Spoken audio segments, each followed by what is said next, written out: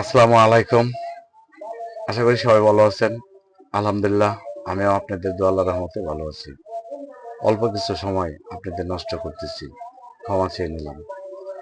আমি রাত্রে 3টা সাড়ে 3টার দিকে গাজীপুর শ্রীপুর থেকে রওনা দিছি। তো প্রত্যেকটা বাজারের কাছে আইসে কিন্তু দেখতেছি রাতের অন্ধকারে গরু জবাই দিচ্ছে আমার কসাই ভাইরা।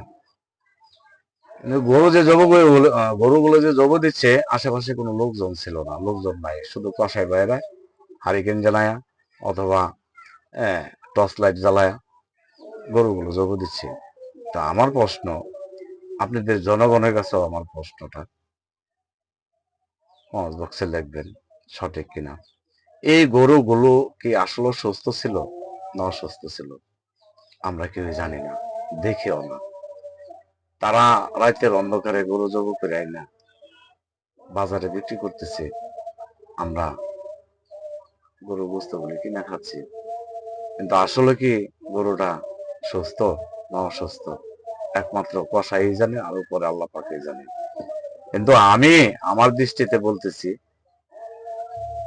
যে এই ধরনের আইন যদি সরকার করতো, সকাল 7টার আগে কোনো গরু জবাই দেওয়া যাবে না, আর প্রত্যেকটা বাজারে তোমরা গরু জবাই দিবা, গরু জবাই দেওয়ার জন্য একটা ব্যবস্থা করে দিত, মানুষ মোকাবেলা মানুষের সামনে গরুগুলো জবাই দিত, আর বিশেষ করে পশু ডাক্তারের পরীক্ষা করিয়া গরুগুলো জবাই দিত, তাহলে হয়তো আমরা গরুর গোস্ত খাইয়া বুঝতে পারতাম যে এই গরুতে কোনো সমস্যা নাই, আর আমাদেরও কোনো রোগ বলাই হবে না।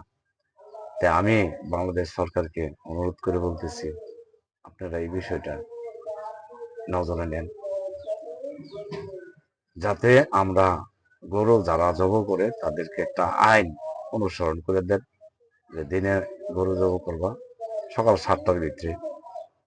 কিন্তু রাইতের অন্ধকারে যে গরুটা জব করে আমরা কিন্তু দেখতে পাই না।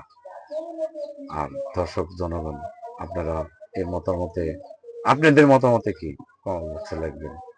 সবাই ভালো থাকবেন, এই প্রত্যাশা। আল্লাহ হাফেজ। আবারও বলতেছি, কসাই ভাইরা রাগ করবেন না, আপনারা রাতের অন্ধকারে গরু জবাই করেন, আমরা কিন্তু দেখি না। আপনাদেরকে বিশ্বাস করেই কিন্তু আমরা গরু গোস্ত কিনা খাই। কিছু কিছু কিছু কিছু কসাই হয়তো এই ধরনের কিছু 2 নম্বরই করতে পারে না।